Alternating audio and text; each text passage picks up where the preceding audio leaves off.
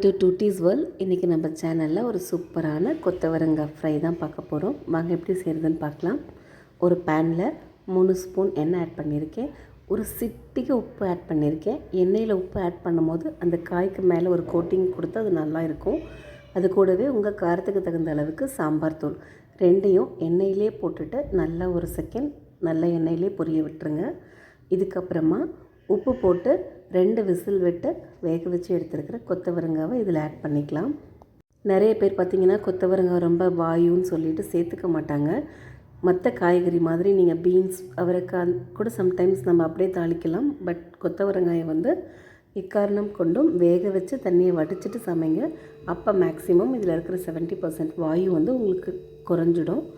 இப்போ பார்த்திங்க அப்படின்னா நம்ம அந்த அதாவது சாம்பார் தூள் உப்பு அந்த எண்ணெயில் இருக்கிற அந்த எண்ணெய் கூடவே நல்ல காயை டாஸ் பண்ணிக்கிட்டே இருங்க. நல்ல ஒரு மாதிரி சுருண்டு வரும். அந்த ஸ்டேஜ் வர வரைக்கும் நம்ம நல்லா வணக்கி எடுத்துக்கலாம். இல்லை அப்படின்னா பச்சையாக சாப்பிட்ற மாதிரி இருக்கும். இதுக்கு மேலேயும் வாயு இருக்குதுன்னு ஃபீல் பண்ணிங்க அப்படின்னா நீங்கள் வேணால் ஒரு சிட்டிகை பெருங்காயத்தூள் கூட ஆட் பண்ணிக்கலாம். இப்போ பார்த்தீங்கன்னாவே தெரியும் நல்லா சுருண்டு வந்திருக்கு.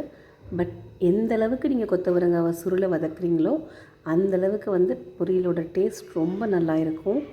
இதில் கடுகு, வெங்காயம், தக்காளி அந்த மாதிரி எதுவுமே கிடையாது. சிம்பிளாக காய் மட்டும்தான், கூட கொஞ்சமாக சாம்பார் தூளும் உப்பு மட்டும்தான். பட் டேஸ்ட் வைஸ் பார்த்திங்கன்னா அல்டிமேட்டாக இருக்கும்.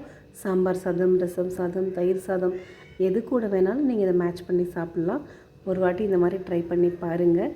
கண்டிப்பாக உங்கள் வீட்டில் இருக்க எல்லாருக்குமே இந்த பொரியல் ரொம்பவே பிடிக்கும். இன்னொரு சின்ன டிப், கொத்தவரங்காவை எப்போவுமே கத்தியில் கட் பண்ணாதீங்க. கையில் ஒடிச்சு எடுத்தீங்க அப்படின்னா தான் அதில் இருக்க நார் கரெக்டாக ரிமூவ் ஆகும்.